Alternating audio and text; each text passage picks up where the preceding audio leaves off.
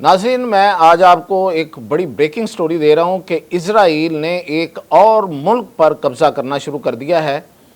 और वो कौन सा मुल्क है, किस तरफ वो जा रहा है और वो कैसे उस पर कब्ज़ा कर रहा है, वहाँ से आवाज़ें उठना शुरू हो गई हैं जहाँ ये कब्ज़ा कर रहा है जाके।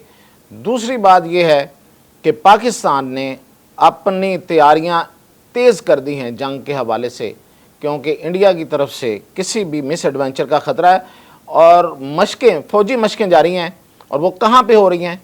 और तीसरी आपको बड़ी खबर ये दूंगा कि रशिया जो है, रूस, वो यूरोप के असाब पर सवार हो गया है, और चाइना और रूस का जो इत्तेहाद है उसके सामने अब पूरी दुनिया हेज है। क्या हुआ है आखिर ऐसा? तो सबसे पहले आते हैं रूस और चाइना। रूस ने बहुत तेज़ी के साथ यूक्रेन की ज़मीनों पर कब्ज़ा करना शुरू कर दिया है, यूक्रेन को एनगल्फ करना शुरू कर दिया है, हज़म करना, हड़प करना शुरू कर दिया है। और यूक्रेन के पास बहुत कम जगह रह गई है कि जो अब रशिया के कंट्रोल में नहीं है। रूस ने वहाँ पे तकरीबन अपनी मर्ज़ी का सफाया कर दिया है, और जितने मिनरल्स वहाँ पे उस पर ट्रंप की नज़र थी वो अब रूस के हैं, और ट्रंप को वहाँ से कुछ मिलने वाला नहीं है। तो इस वजह से यूरोप बहुत खौफज़दा है, और ख़ास तौर पे जो यूक्रेन के साथ वाला यूरोप है वहाँ पे एक परेशानी है। और पूरे यूरोप में इसलिए है कि पूरे यूरोप की कोशिश और मेहनत और पूरी उसकी ज़ोर और उसकी जो ताकत है उसके बावजूद, वसाइल के बावजूद रूस को वो पीछे नहीं हटा सके, रूस को थका नहीं सके। और रूस को उनका ख्याल ये था कि हम तबाह कर देंगे और वो पुरानी तारीख़ जो है वो दोहराई जाएगी, तो ऐसा इस्तेफा नहीं हुआ है। और चाइना ने इधर बहरुल काहिल में अपनी ताकत का, अभी जो आप शायद कुछ तस्वीरें देख रहे होंगे, वरना मैं दिखा रहा हूँ आपको, कि वहाँ पे उसने जिस कदर अपनी नेवल पावर का मुजाहरा किया है, तो अमेरिका को उसने धकेल दिया पीछे। और अमेरिका अब बहरुल काहिल से ख़ुद निकलने की तरफ सोच रहा है कि वो किस तरीके से यहाँ से अपने आप को निकाले। अमेरिका जापान से अपनी बड़ी तादाद में फ़ौजें निकाल रहा है, और वो चाइना के साथ डायरेक्ट लड़ाई नहीं चाहता, इसलिए कि उसे पता चल गया है कि इस लड़ाई में उसको कुछ मिलने वाला नहीं है। अब दूसरी स्टोरी की तरफ आते हैं कि पाकिस्तान को ये बिल्कुल ये यकीन हो गया है, और ये इंटेलिजेंस रिपोर्ट्स हैं कि इंडिया मिस एडवेंचर कर सकता है। उसकी सबसे बड़ी वजह यह है कि इंडिया के अंदर मोदी की जिस तरह से धुलाई हो रही है, और वो 6 जहाज़ गिराए जाने पे इतराफ़ सामने आ रहा है फ़ौज की तरफ से, तो उस पर अब अंदर से प्रेशर बढ़ना शुरू हो गया है। ये अलग बात है कि एक और प्रेशर भी है, वो है आर्मीज़, उसकी फ़ौज की तरफ से।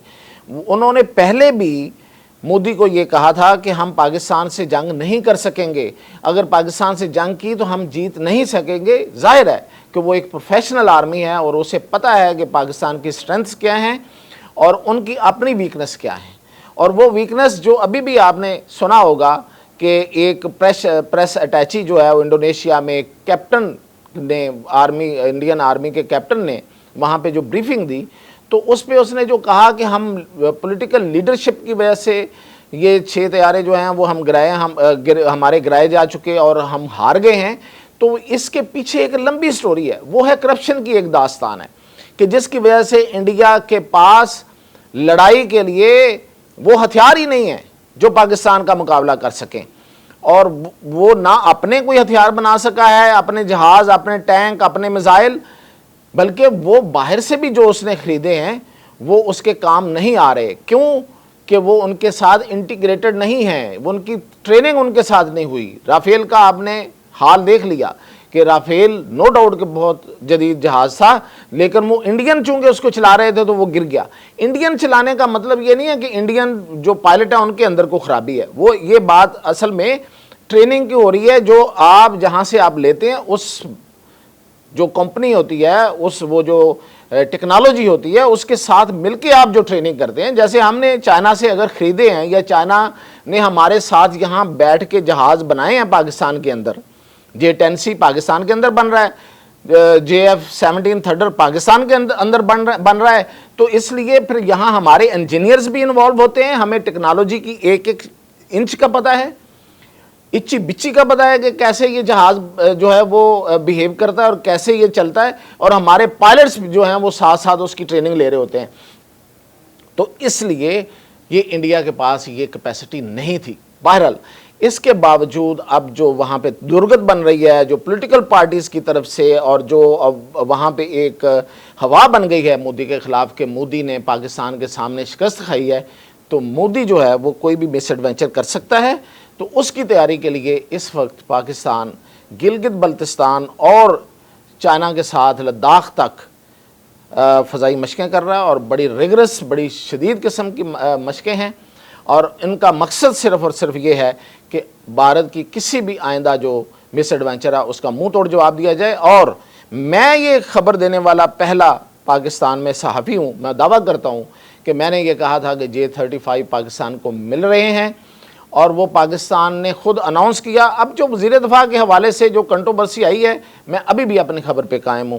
وزیر دفاع نے بھی بہرحال اس کی تردید نہیں کی. انہوں نے گول مول سی بات کی ہے کہ ہاں یہ میڈیا کی بات ہے اور یہ ہے وہ ہے. Pakistan J-35 Pakistani pilots J-35A پر اس وقت ٹریننگ لے رہے ہیں، اور وہ انہی علاقوں میں وہ مشقیں جاری ہیں. اور پاکستان نہ صرف یہ کہ فضائی مشقیں کر رہا ہے، نیول کی سطح پہ پاکستان نے، میں نے آپ کو خبر دی ہوئی ہے کہ 2 ہونگور سب میرین پاکستان نے پانیوں میں اتار دی ہیں بحیرہ عرب میں، جو انڈین پانی بھارتی پانیوں کی طرف نیچے جا کے چھپ گئی ہیں، اور وہ ہیں اٹامک پاورڈ. یعنی کہ یہ جو سب میرینز ہیں یہ بڑی دیر تک وہاں نیچے جو جا کے چھپی رہیں گی، اور جدید سب میرینز ہیں.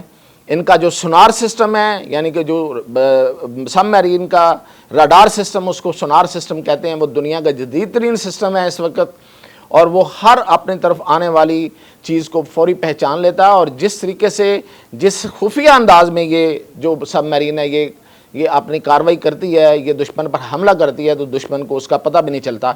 یہ بڑی جدید 2 اب تک اتر گئی ہیں، 2 آنے والی ہیں. اور اس کے علاوہ ہمارے پاس جو باقی ترکی کی مدد سے بنائے گئے اور چائنا کے ساتھ مل کے ہم نے جو فریگیٹ بنائے ہیں وہ اپنی جگہ پہ ہیں.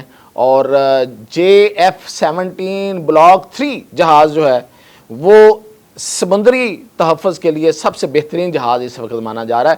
تو وہاں پہ بھی پوری تیاریاں ہیں، اور جو مشقیں ہیں وہ اس طریقے سے بگ بینگ کے ساتھ مشقیں نہیں ہو رہی ہیں، لیکن وہاں پہ بھی کام چل رہا ہے، اور ان قریب سمندر میں بڑی مشق جو ہے وہ ہو سکتی ہے.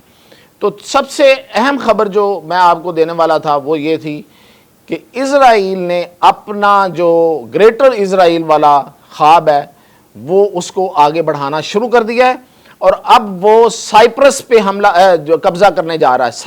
سائپرس جسے قبرص بھی کہا جاتا ہے، یہ قبرص یا سائپرس یہ 2 حصوں میں تقسیم ہے.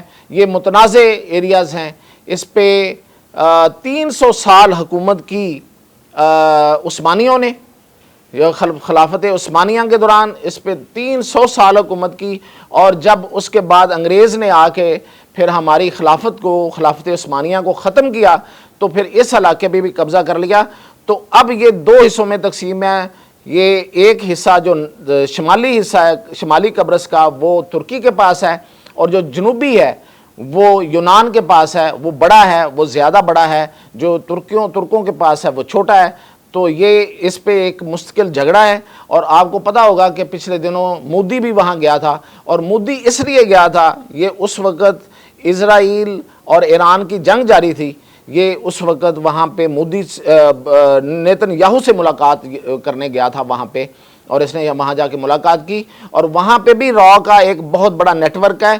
اب قبرص کی جو انتظامیہ ہے، یعنی کہ سائپرس، جنوبی سائپرس جو یونان کے قبضے میں ہے، وہاں پہ حکومت جو ہے وہ بلبلا اٹھی ہے. وہ کہہ رہی ہے کہ اسرائیلیوں نے آ کے یہاں پہ اہم جو عمارتیں ہیں، اہم جو جگہ ہیں، ان کو خریدنا شروع کر دیا ہے. اور خاص طور پہ وہ ایئرپورٹس اور جو وہاں پہ جو بندرگاہیں ہیں اس کے علاقے کو وہ خرید رہے ہیں، باری باری پیسے دے کے خرید رہے ہیں. اور وہاں پہ جو عسکری تنصیبات ہیں اس طرف بھی وہ چل پڑے ہیں. اور انہوں نے وہاں پہ پارلیمنٹ میں وہاں پہ ایک شور و گلگلہ ہے کہ جی یہ اب ہمارے ملک پہ قبضہ کرنے والے ہیں، اور وہاں پہ انہوں نے اپنے خاص جاگے جو سہونیت کے سکول ہیں، جو ان کی درسگاہیں ہیں، وہ بھی قائم کر دی ہیں، اور سہونیت پھیلانے اور سہونیت کا قبضہ کرنے کا وہاں پہ پوری تیاری ہے۔ اور وہاں پہ یہ کہا جا رہا ہے کہ یہ شاید اگلے 1 2 3 4 سالوں میں پورے قبرص پہ یہ قابض ہو جائیں گے۔ تو یہ ہے گریٹر اسرائیل اب اس طرف چل پڑا ہے۔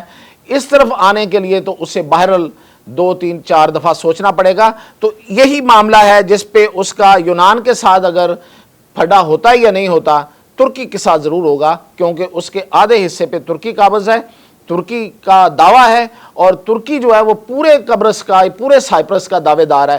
تو اس معاملے میں وہ جو آپ کو پچھلے دنوں خبریں مل رہی تھیں کہ جو اسرائیلی ہیں وہ کہہ رہے ہیں کہ ہمیں ترکی کی طرف پہلے بڑھنا پڑے گا، تو یہ ہے، یہ اصل میں یہ معاملہ جو ہے وہ سامنے آ رہا ہے۔ تو یہ جو اسرائیلی ہے، یہ جو صہیونیت ہے، یہ آگے سے آگے بڑھ رہی ہے۔